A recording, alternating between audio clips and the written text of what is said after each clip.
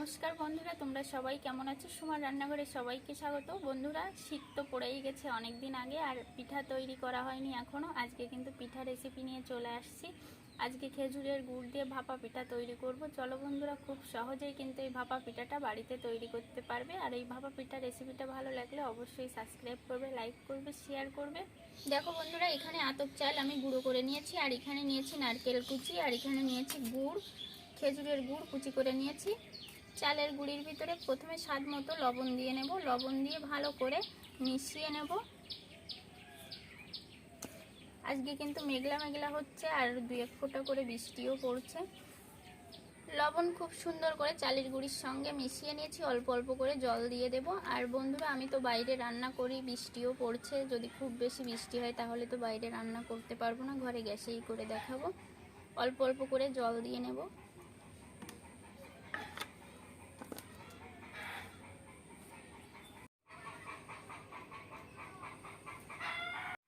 প্রথমে জল দিয়ে ভালো করে আমি চালের গুঁড়ির সঙ্গে মিশিয়ে নিয়েছি। আবার একটু জল দিয়ে দেব। অল্প অল্প করে জল দিতে হবে।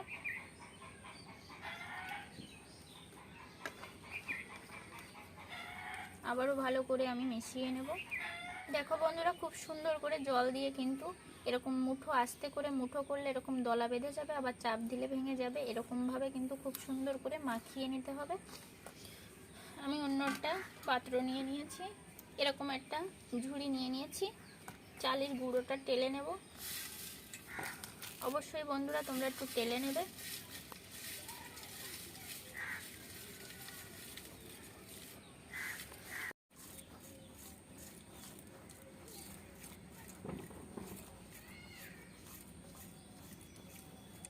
দেখো বন্ধুরা, চালের গুঁড়োটা এরকম হয়েছে ঝুরঝুরে। আর অবশ্যই কিন্তু তোমরা টেলে নেবে। টেলে নিলে কিন্তু ভাপা পিঠাটা খুব সুন্দর হবে।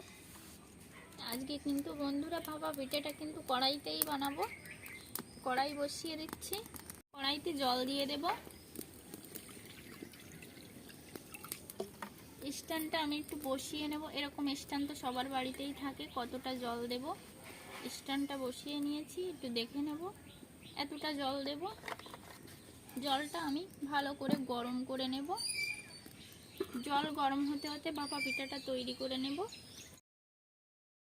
এখন পিঠে তৈরি করে নেব। প্রথমে বাটিতে আমি চালের গুঁড়ি দিয়ে দেব।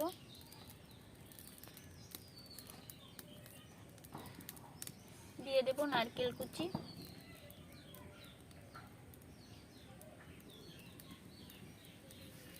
গুড় দিয়ে দেব,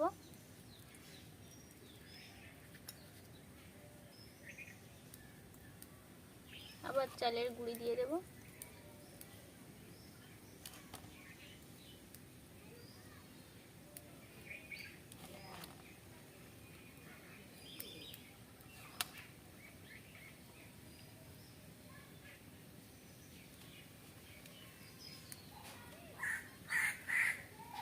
নারকেল কুচি দিয়ে দেব।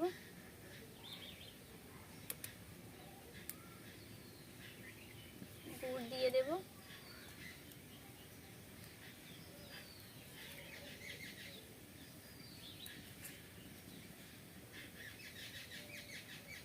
চালের গুঁড়ি দিয়ে দেব।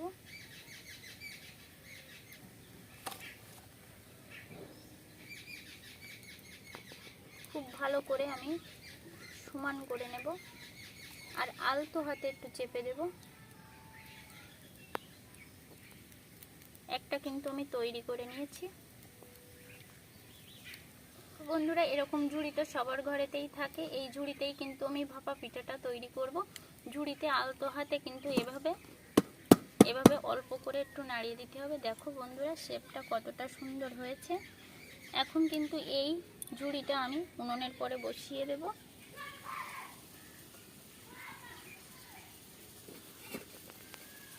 ঢাকা দিয়ে দেব। বন্ধুরা, একইভাবে আমি সবগুলো বানিয়ে নেব। ওটা হতে হতে এটা রেডি করে নেব।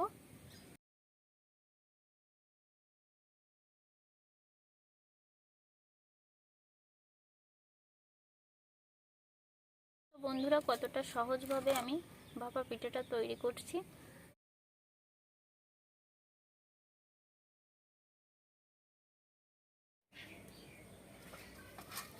একইভাবে একটু চেপে চেপে নেব। দেখলে তো বন্ধুরা আগেরটা কতটা সুন্দর বাটি থেকে ছাড়িয়ে গেল। ওটা হতে হতে আমি আরেকটা রেডি করে নিয়েছি, রেখে দেব।